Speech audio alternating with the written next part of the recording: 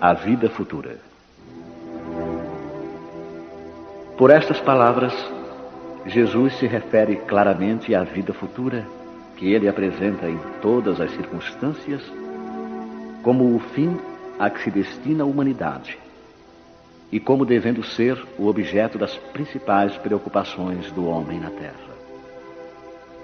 Todas as suas máximas se referem a esse grande princípio. Sem a vida futura, com efeito, a maior parte dos seus preceitos de moral não teriam nenhuma razão de ser. É por isso que os que não creem na vida futura, pensando que ele apenas falava da vida presente, não os compreendem ou os acham pueris.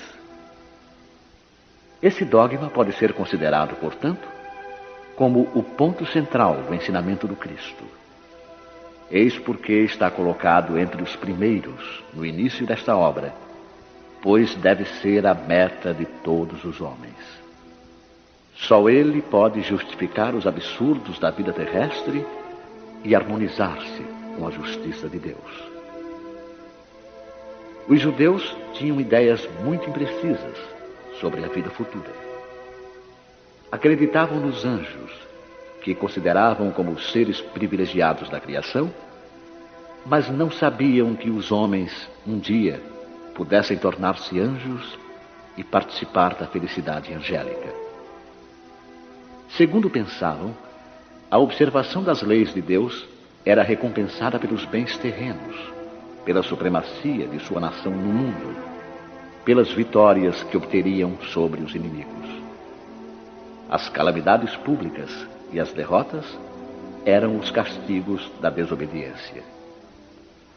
Moisés o confirmou ao dizer essas coisas ainda mais fortemente a um povo ignorante de pastores que precisava ser tocado antes de tudo pelos interesses deste mundo.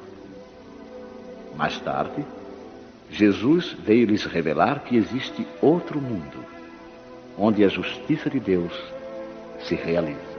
É esse mundo que ele promete aos que observam os mandamentos de Deus.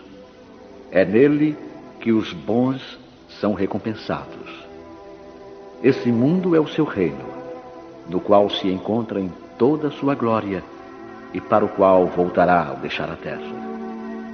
Jesus, entretanto, conformando o seu ensino ao estado dos homens da época, evitou de lhes dar o esclarecimento completo, que os deslumbraria em vez de iluminar, porque eles não o teriam compreendido. Ele se limitou a colocar, de certo modo, a vida futura como um princípio, uma lei da natureza a qual ninguém pode escapar. Todo cristão, portanto, crê forçosamente na vida futura.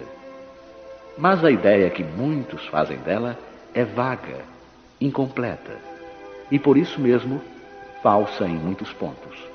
Para grande número, é apenas uma crença, sem nenhuma certeza decisiva. E daí as dúvidas e até mesmo a incredulidade. O Espiritismo veio completar, nesse ponto, como em muitos outros, o ensinamento do Cristo, quando os homens se mostraram maduros para compreender a verdade. Com o Espiritismo, a vida futura não é mais simples artigo de fé, ou simples hipótese.